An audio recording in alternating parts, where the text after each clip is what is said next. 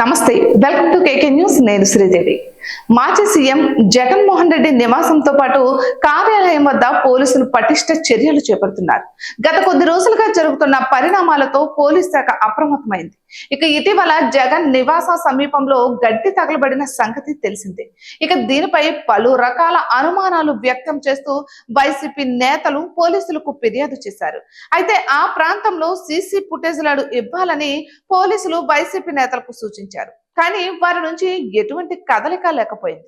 ఇక దాంతో పోలీసులే తాడేపల్లిలోని జగన్ నివాసంతో పాటు కార్యాలయం వద్ద 8 సీసీ కెమెరాలను ఏర్పాటు చేశారు.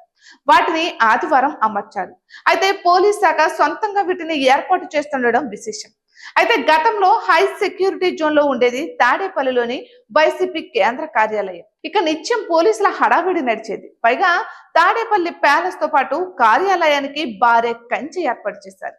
అయితే అదంతా ప్రభుత్వ ధనంతోనే ఏర్పాటు చేసినట్లుగా విమర్శలు ఉన్నాయి.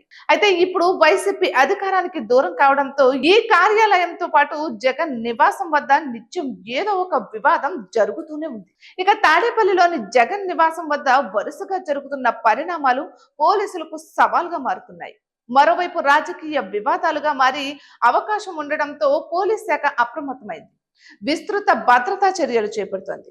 అందులో భాగంగానే కార్యాలయంతో పాటు జగన్ నివాసం వద్ద సీసీ కెమెరాలను అమర్చే పనిలో పడింది. అయితే మొన్న జరిగినటువంటి ఘటనకు సంబంధించి దర్యాప్తులో భాగంగా సీసీ ఫుటేజ్లను పోలీసులు అడిగినట్లుగా ప్రచారం నడుస్తోంది. అయితే వైసీపీ నుంచి స్పందన లేకపోవడంతో పోలీస్ శాఖ ఈ సీసీ కెమెరాలను స్వయంగా అమర్చినట్లుగా తెలుస్తోంది. అయితే ఈ విషయంలో ప్రభుత్వం ముందుగానే అప్రమత్తమైనట్లుగా సమాచారం.